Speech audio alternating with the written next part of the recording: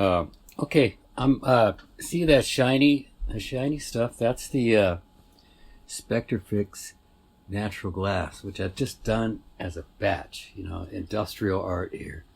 Look at that. I got about 12 pieces, something like that. Now this is all gouache. Pardon me. I just sat down.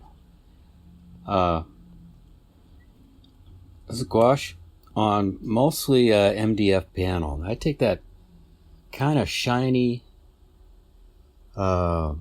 slick MDF panel that you can buy at Michael's or Ben Franklin's or any place like that, and I sand it. I just sand it a little bit. Some of these pieces. Now look at this. This is a blue fish hovering outside of your window between your house and the garage beyond. Where else are you going to get a painting of something like that? I don't think you can get one anywhere.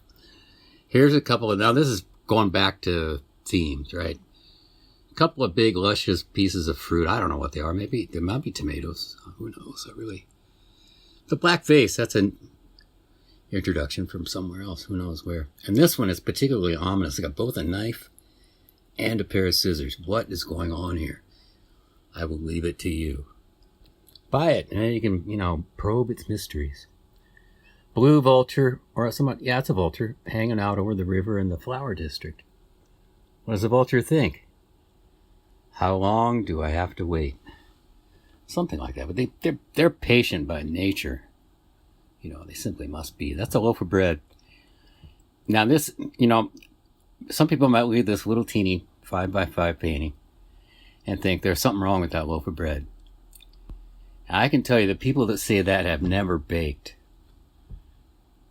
a loaf of bread, because they can just come out all kind of different ways. So this is actually one of the more realistic paintings that I have ever done. It's true. Here's one. I painted this one sideways. Oh, I didn't. LOL, right? Blue vase. Couple of pieces of fruit. These are recognizable almost. That's a lemon. I can say that with some degree of certainty. River, the Red Mountains. They enter the story with the mystery and adventure of the blue stones, which I'm done with it. I'm done with the paintings, but that's the easy part. This is, the long. This one is actually a very long view of the river as it goes into the distance onto the river and the mountains even farther in the distance. And I believe is there a ship there? Yeah, there is a little boat there. And then here's like the dude with the straw hat and a donkey, and they're just like, wow, look at that. And there's a stupa down there, one of those Buddhist deals, and the flower. No more flowers. Orange trees and lemon trees and all kind of things like that. And this is a road, and there's a green pickup. I may be driving that, I think. And then there's some flowers along the road. It's a very peaceful, lovely, sweet place. And there's a couple of big stone heads built long ago by peoples unknown in the present day. See that stuff? That is, be advised that I just put the natural glass on here, and it's really glossy.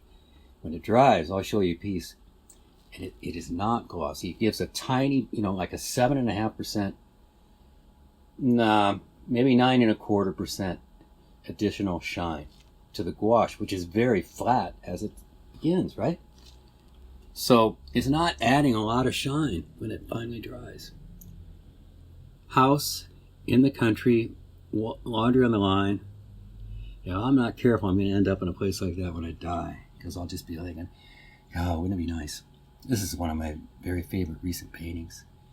Knife, carrots, beets, and radishes, and then there's some potatoes probably in the sink. And it's called dawn because it's dawn actually. So we're up in the kitchen. We kitchen workers are used to getting up extremely early, and I still do. Not because I wish to, but I wake up at 4 o'clock and, I put a pot of coffee on, and then the waiters and waitresses start arriving. No, they don't, actually.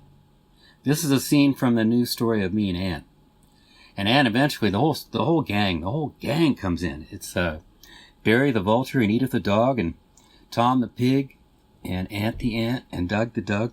And here's another scene. See, this is where Ant and I meet. I don't know why I painted myself blue, but I did. It's because there are no rules. I can do whatever I want, right? There's a purple ant. Sometimes she's purple. Excuse me. And so this is our meeting. This is our origin story. This is actually true to life. I swear that this ant got trapped in a bubble of water that I splashed on the edge of the sink in Prescott, Arizona. Right. And I noticed this ant, and I felt bad about it. And I got a little piece of toilet paper, and I wicked the water away. And then this ant,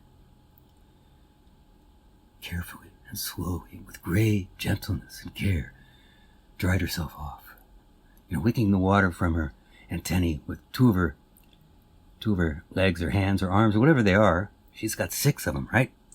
So she's got a stable base of 4 of whatever they are, and then 2 to wick the moisture gently away from her antennae. And I just watched this all with just utter fascination and a deepening love. And we have become fast friends and co-stars, although she, and not just alphabetically, but by right, she is the star. It's Ant and me. There's an ant and I. I'm not sure. We'll work that out. Another scene. This is Ant and I. I'm driving the truck, and Ant's on the dash of the truck there with a Bob Ross bobblehead as we head down the road. And here's a little, I never should be divulging these kind of things, but, so what? This is, we're on the road, and we're going to go as far as the gas tank will take us, and that's it.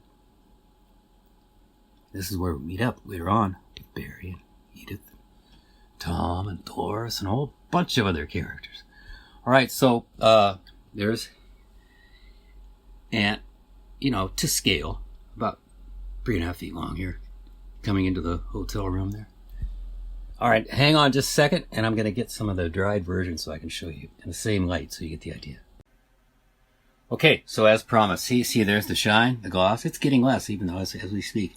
It gets soaked up. The stuff gets soaked up by the pores in the MDF, which have been opened by the gentle sanding, which I gave it as preparation. I'm trying to make the art sound really, really romantic. It's really truly an industrial process. So this is so I applied this natural glass to this painting. You see, even with the steep angle, there's no real gloss. Just a tiny bit, as you see. But, as I venture to touch it with the tip of my finger, I can tell you that the soft, velvety texture of the MDF panel, the gouache, is totally conserved by the natural glass. I'll tell you this right now. The maker of this product is one of my best and oldest friends. But it doesn't matter. I'm just thrilled. I'm impressed. She dredged the recipe up from the ancient past or something. I don't know what it is, but it's just super simple stuff, but it just works. And this, more for the artist out there, you can paint right on top of it. Say I want to seal. I used to do a lot of chalk work or colored pencil work on black, and it would just fall off. If I had put this on there, I could just seal that stuff and then kept working right on the top of it. See, it's starting to dry out a little bit. All right, you people. There, see, there's the grand view. Way up high. Get the camera up on the rig. All right, everybody, take care.